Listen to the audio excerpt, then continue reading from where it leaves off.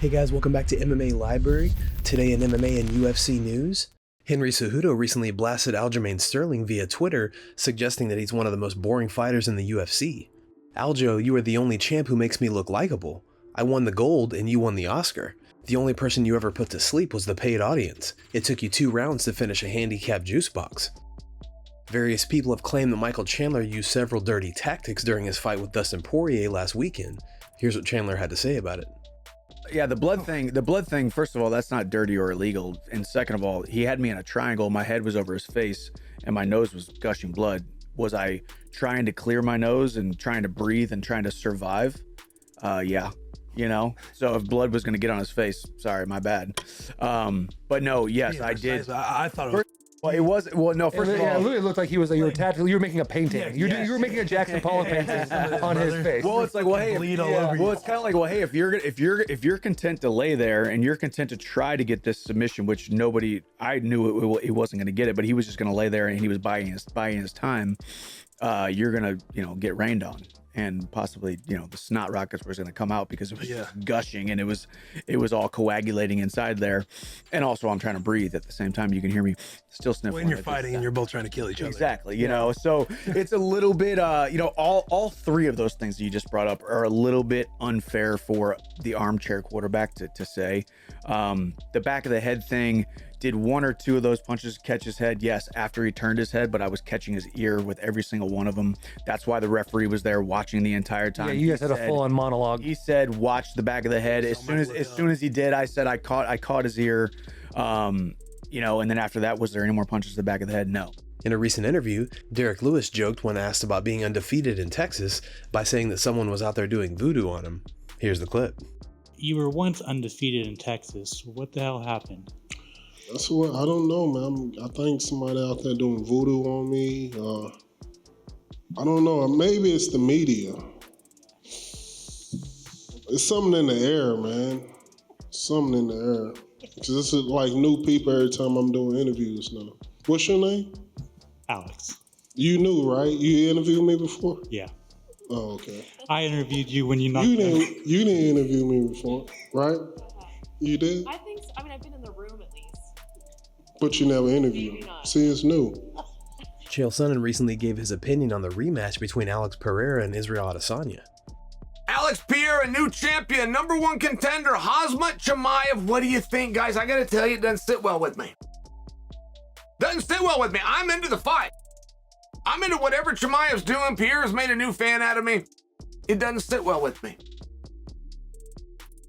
How would you like to hear that you could become a #1 contender at 185 pounds? We're going to find somebody to become a #1 contender at 85 pounds that did not go through Adesanya. I don't like it. Do you? You got to go through him. If he is willing and able, he's ready to turn around. He's ready to get back in there. You haven't offered to him where he turned it down. Okay, Adesanya is a player and he's on the board. You got to go through him. And maybe you didn't do it successfully.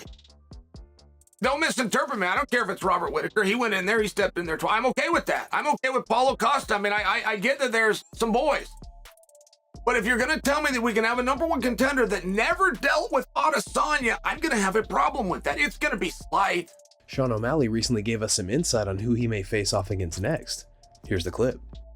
I don't know. And Aljo's saying he wants to stay. He doesn't want to fight till June, July.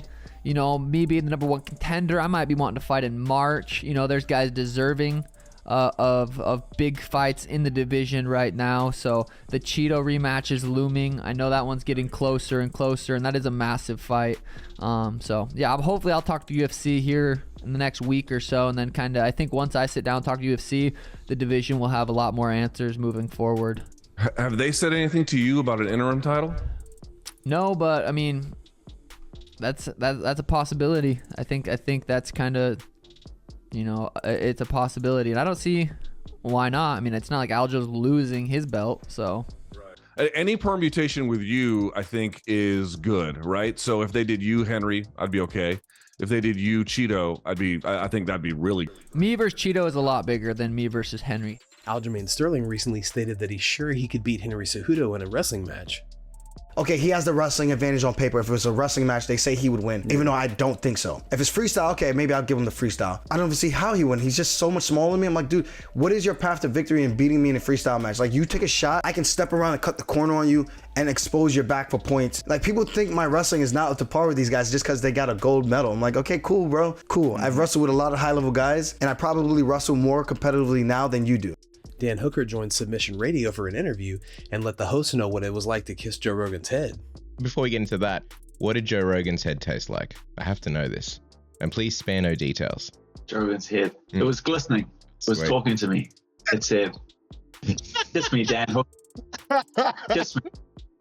It tasted sweet. It tasted sweet. He had the sweat. It was magical. It was like, it was one of the best things I've ever tasted in my life. If I'm not going to lie. If I'm being honest. Product review Really, ever. I mean, forget Paulo Costa's secret juice. Joe Rogan's head. Kissing Joe Rogan's head after fights. That's really how you get along in life. The secret. That's a good smelling man. That was a good smelling man. Well taken care of head. Not smelly at all. Delicious. Testosterone levels went up 1,000% after that. During an interview with Ariel Helwani, Dustin Poirier admits to biting Michael Chandler. Here's the clip. Did you see his post-fight press conference, and did it bother you that, you know, he didn't own up to those things that you were talking about? Yeah, I saw some clips. Just be honest, man. Just, you know, it's whatever. And I'm sure he didn't plan on doing it, but in the heat of the moment, you're fighting for your life, bro. Whatever you, just like when I bit him, I didn't plan on biting him. I was like, oh, I'm freaking really biting this guy. Right. But it's war and it's fighting and things happen in there. But admit it. Fighting an MSG for someone that loves boxing, loves combat sports, is somewhat like a historian. What was that like for you? Incredible, man. Like when getting in the elevator, walking through, going into the locker room, then Mike Tyson walks in. It was just a really special night for me.